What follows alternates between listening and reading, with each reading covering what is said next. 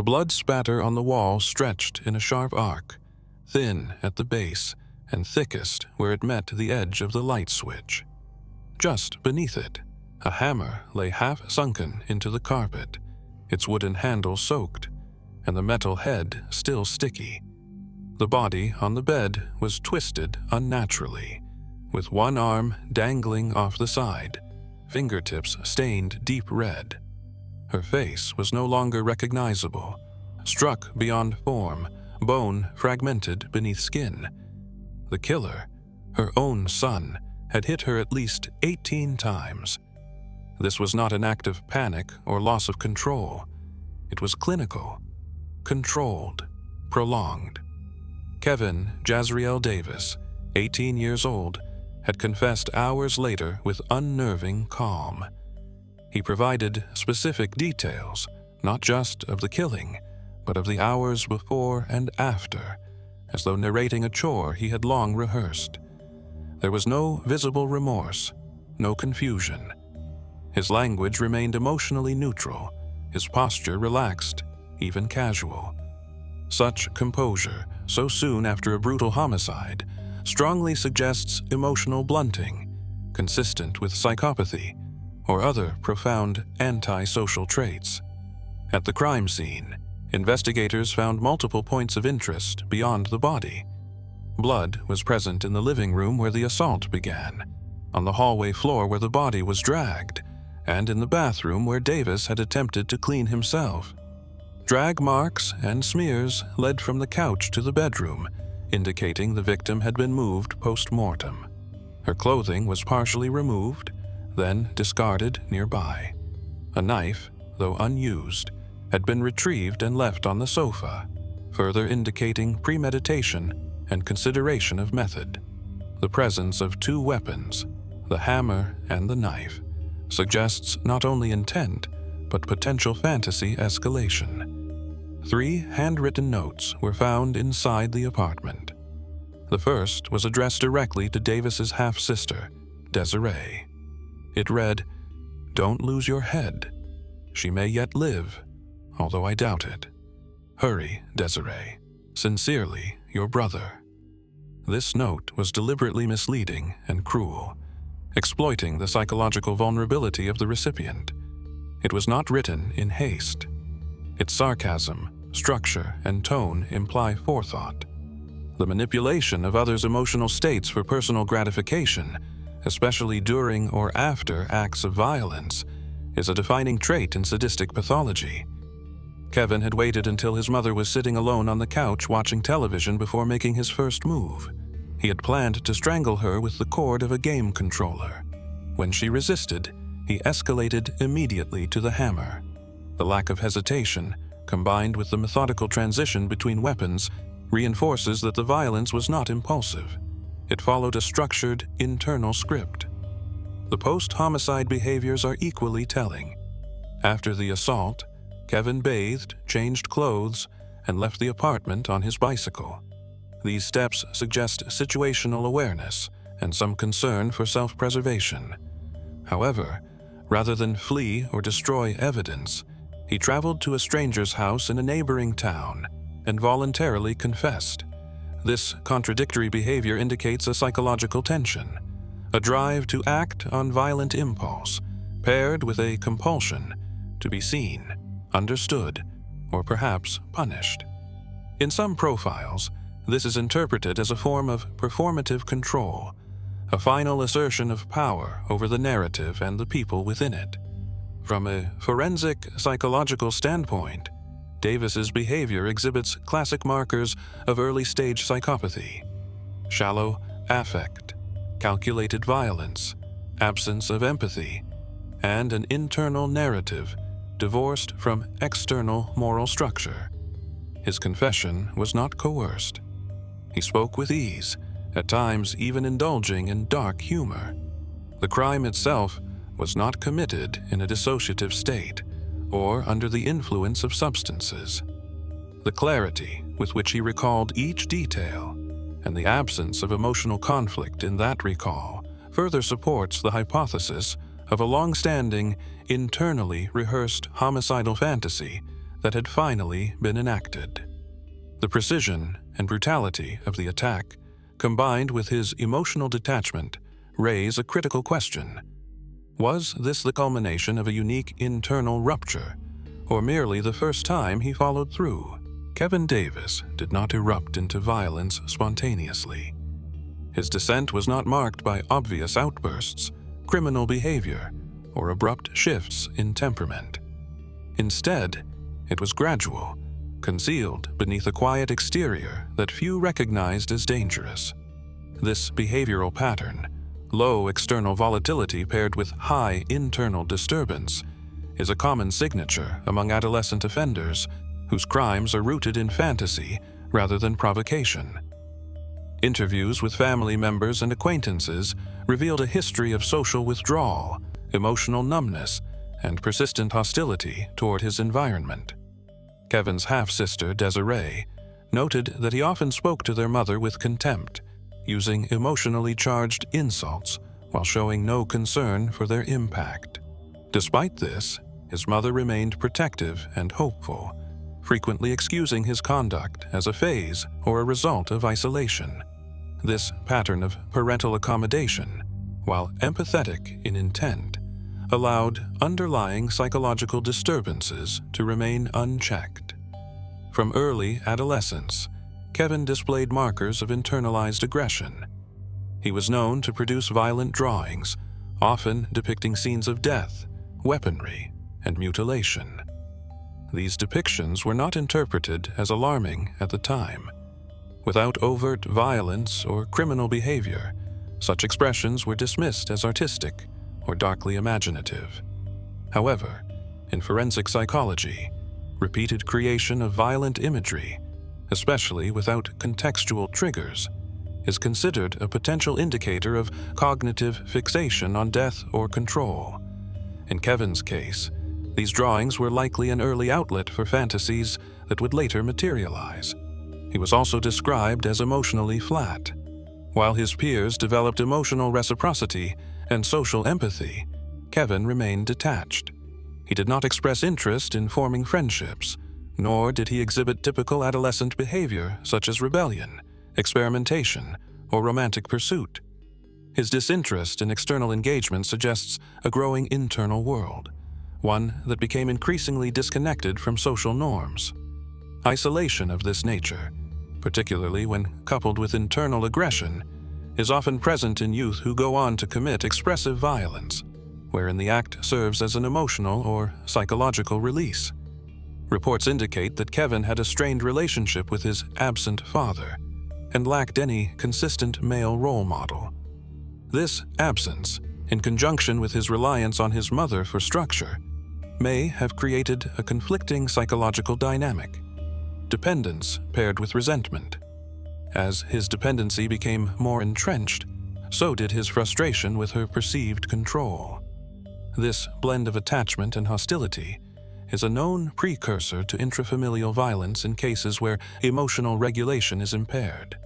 Despite signs of psychological instability, Kevin was never formally evaluated or referred for psychiatric care. His behaviors remained within a threshold that, while troubling, did not trigger intervention. This is a frequent failure point in cases involving juvenile perpetrators of severe violence. The absence of prior criminal behavior often leads to underestimation of the internal risk posed.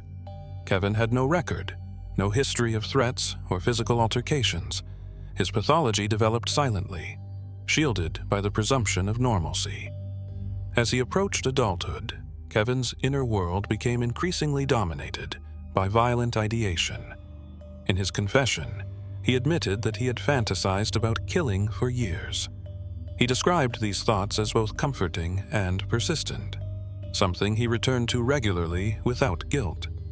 This internal reinforcement loop, fantasy without accountability, allowed the threshold between thought and action to erode. Without intervention, this cognitive rehearsal normalized the idea of murder to the point where the final act felt inevitable, not aberrant. There is no evidence that Kevin experienced psychosis or delusions. His mental state was organized, his recollection of events precise, and his understanding of right and wrong intact. This confirms that his motivations were not driven by loss of contact with reality, but by calculated, emotionally detached cognition. In such profiles, the ultimate act of violence is not chaotic.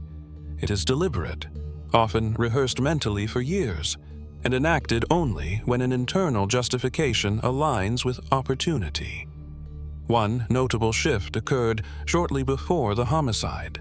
According to his sister's account, Kevin had become increasingly passive-aggressive, particularly when their mother discussed independence, boundaries, or dating.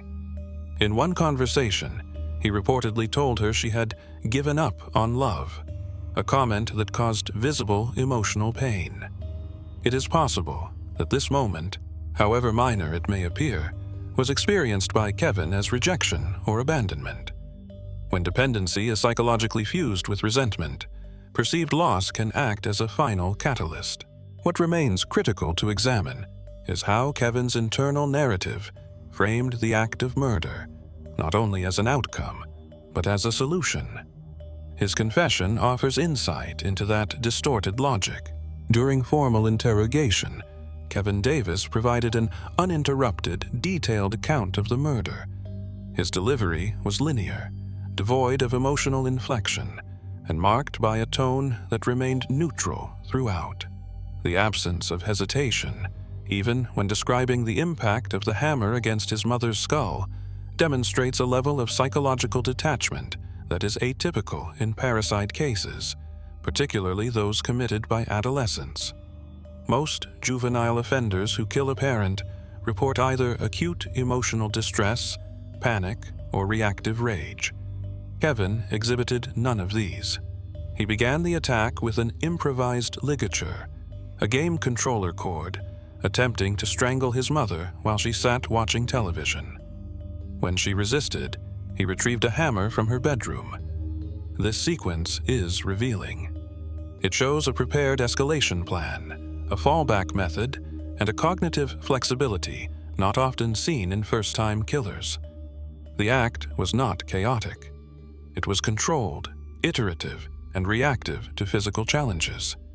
The ability to shift methods mid-act suggests high cognitive functioning under stress, paired with a diminished or absent emotional response to violence. When asked why he did it, Kevin responded simply, "I was bored with life."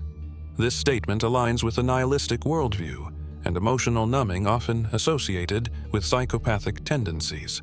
In this context, boredom is not ordinary restlessness, but a deeper existential emptiness.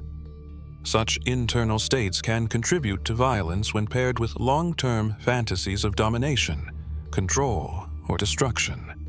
He did not describe the act as pleasurable or emotionally fulfilling, but as something long considered, anticipated, and ultimately enacted with clinical precision. Further analysis of his post-offense behavior reinforces the pattern. He bathed, changed clothes, packed lightly, and prepared to leave town. Notes found in his room outlined a sequence of next steps: acquiring an axe, visiting his sister's apartment, eliminating potential witnesses, and escaping via Greyhound bus. The tone of the notes was devoid of panic. Instead, they reflected logistical planning. One page contained a single word written in large block letters: victory. This language suggests a goal-oriented mindset, in which the act of killing was a means to psychological resolution, rather than an emotional explosion. He later abandoned the escape plan and voluntarily approached a couple in a neighboring town, calmly stating he had just murdered someone. When police arrived, he confessed without resistance. Such behavior may be interpreted as a self-terminating fantasy cycle. Once the internal script had been fulfilled and the psychological tension resolved, there was no longer a need to evade consequences. This phenomenon is documented in certain categories of homicide, particularly among offenders whose actions stem more from ideology or inner narrative than from impulsive need. The content of Kevin's confession included additional disclosures that further clarify his psychological framework. He admitted to previously killing the family cat out of boredom, referring to the animal's body as a piece of meat. This dehumanizing language is significant. It reflects an objectification of living beings, a hallmark of individuals with severe deficits in empathy. When applied to interpersonal violence, this objectification facilitates moral disengagement, allowing the offender to commit acts of cruelty without cognitive dissonance. When prompted, he spoke openly about sexualized fantasies involving post-mortem interaction with female victims. Though no evidence suggests that these fantasies were enacted, the admission of such thoughts, especially delivered without shame or hesitation, reinforces a diagnosis that includes elements of paraphilic sadism. The absence of any interpersonal sexual history, combined with the nature of his fantasies, further supports the view that Kevin's emotional development was deeply stunted, redirected inward, and shaped by domination-based ideation rather than reciprocal connection. Throughout the interrogation, he demonstrated an understanding of moral and legal norms. He acknowledged that his mother had done nothing to deserve what happened and referred to himself as a terrible, disgusting person. However, this language appeared to be intellectual rather than effective. He did not display guilt, nor did he express a desire for forgiveness. These comments functioned more as recognition of social expectations than as indicators of internal remorse. In psychological terms, this is consistent with cognitive empathy, the ability to understand emotions without effective empathy, or the capacity to feel them. Notably, he stated that he would kill again under the right circumstances. When asked about hypothetical future victims, he replied that his preference would remain female, and that he had considered bringing a dress to outfit the victim post-mortem. These details are important not only for their disturbing content, but for what they reveal about control and staging. The desire to manipulate not only the act, but the presentation of the victim indicates a fantasy rooted in total dominance, extending beyond death. Kevin's demeanor did not shift during any part of this discussion. His voice remained steady, his eye contact inconsistent, but not avoidant. The lack of physiological arousal typically associated with recounting traumatic or morally violating behavior was entirely absent. This physiological and psychological consistency supports a high-functioning profile, where emotional detachment is not a symptom of illness, but a fixed characteristic of personality. What remains to be examined is the developmental pathway that enabled such traits to form and persist into adolescence, and whether earlier intervention could have disrupted the trajectory. When law enforcement recovered Kevin Davis's handwritten plan, one detail stood out immediately. Beneath the step-by-step breakdown of how he would kill his mother, clean himself, and leave town was a final objective: go to Essis's apartment and kill her. The inclusion of a second, pre-identified target within the same document altered the psychological framing of the crime. This was no longer an isolated act of domestic violence. It was a sequence. The secondary intended victim, Desiree Hill, was his half-sister. At the time of the murder, she lived independently with her boyfriend and had minimal direct involvement in the events preceding the homicide. According to her later testimony, Kevin had occasionally stayed over at her apartment, and their relationship, while distant, was not openly hostile. Her presence on the list therefore raises key questions about motive and selection. She had not provoked him, nor had she presented any threat. From a forensic profiling standpoint, this suggests a form of instrumental targeting, one in which the intended victim's identity serves a psychological function rather than a reactive one. In the context of Kevin's cognitive framework, the targeting of Desiree may represent an extension of the fantasy of eradication. She was the next familial tie, the remaining emotional witness. Eliminating her would not only have symbolically completed the severing of his family structure, but may also have offered an additional layer of psychological resolution.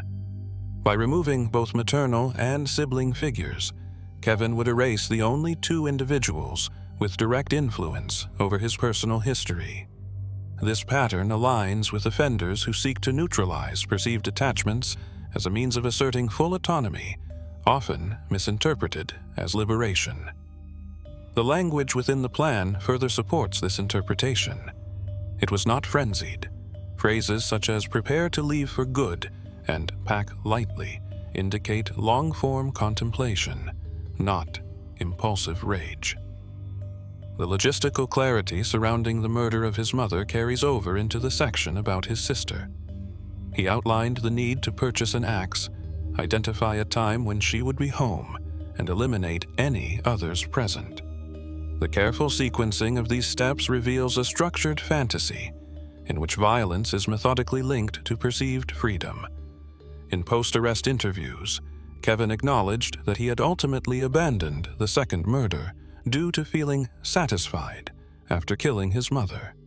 He described the thought of continuing as a little too excessive, which suggests an internal threshold had been met. This statement is significant, as it provides a glimpse into his effective regulation. While lacking traditional empathy, he appeared to possess a self-defined boundary, likely not ethical, but psychological. The act had served its purpose, at least temporarily. Forensic psychologists interpret such thresholds as subjective completion points within violent fantasy cycles. Once the emotional or symbolic need is fulfilled, the compulsion recedes until triggered again. Law enforcement informed Desiree of the note during her initial interview. Her reaction was one of shock, but not disbelief. She expressed prior concerns about her brother's lack of emotional connection and described multiple incidents of verbal cruelty toward their mother. However, she had not considered herself at risk. This lack of perceived threat is common among individuals close to offenders with covert fantasy lives. Kevin had maintained a socially passive demeanor, and like many individuals with similar profiles, he relied on proximity and familiarity to disarm suspicion. Her inclusion on the list was not disclosed to her by Kevin, nor did she recall any prior threats or concerning conversations. This supports the assessment that the plan was internally driven and not shaped by interpersonal conflict. In such cases, the list itself becomes an extension of the fantasy, the written equivalent of rehearsal. It reflects control, anticipation, and a belief in personal inevitability. This type of planning behavior is distinct from reactive violence and is more closely associated with offenders who externalize blame onto the concept of family itself, not just individual members. Kevin's failure to carry out the second murder does not negate its significance. The presence of a plan, paired with demonstrated capability and intent, places him within a higher risk category, typically reserved for emerging serial offenders. The transition from a single targeted act to multiple intended victims, even if unrealized, is a known inflection point in offender escalation. It indicates that the barrier between fantasy and action has been broken, and that future behavior would likely continue along a similar trajectory unless disrupted. The psychological structure behind such escalation often stems from reinforcement. In this case, the act of killing his mother may have provided Kevin with a temporary sense of power or internal quiet, reinforcing the violent solution as effective. The question then becomes, had he not surrendered, and had circumstances aligned differently, would the second killing have taken place? And would the list have grown longer? Kevin Davis appeared in court without resistance. He entered the courtroom in standard jail attire, made no effort to engage with the media present, and showed no visible signs of anxiety or remorse. Initially pleading not guilty, he later changed his plea to guilty, declining a potential 60-year sentence offer and accepting the likelihood of life imprisonment. This decision was not framed as protest or defiance, but rather presented as indifference. He expressed no concern for sentencing outcomes, stating only that he deserved to suffer. Though this statement may seem to imply remorse, contextual analysis suggests it was more aligned with resignation than emotional accountability. During trial proceedings, the full recorded confession was played for the jury. In the video, Kevin sat motionless for long periods, spoke with measured tone, and responded to questions with deliberate clarity. He never attempted to shift blame. He did not claim provocation. He described the murder as an inevitable act, one he had considered for years and finally decided to carry out. His demeanor did not shift during the most graphic details, nor did he demonstrate discomfort when speaking about future potential victims. Jurors, many of whom later described the footage as deeply disturbing, deliberated for less than an hour before returning a guilty verdict. He was sentenced to life in prison without the possibility of parole. Kevin was transferred to the John Montford Psychiatric Unit in Lubbock, Texas. This facility, though part of the prison system, specializes in housing inmates with significant mental health needs. While the exact nature of his diagnosis has not been made public, placement in such a unit implies sustained monitoring, possible pharmacological management, and long-term psychological evaluation. The absence of a formal insanity defense, combined with his structured confession and recognition of right and wrong, ruled out psychosis as a primary factor. The working profile most consistent with Kevin's behavior is a severe personality disorder, likely within the antisocial spectrum, with co-occurring sadistic traits and emotional detachment consistent with psychopathy.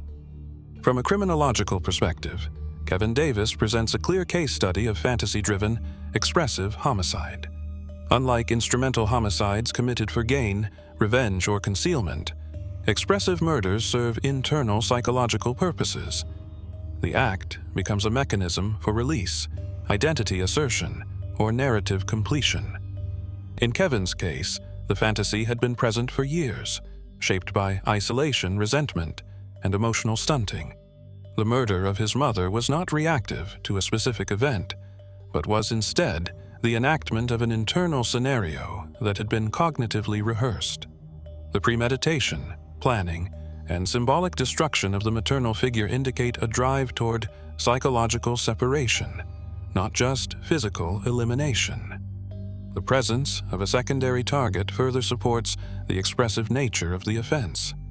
The inclusion of his sister on the list was not grounded in personal grievance, but likely represented a symbolic continuation of control.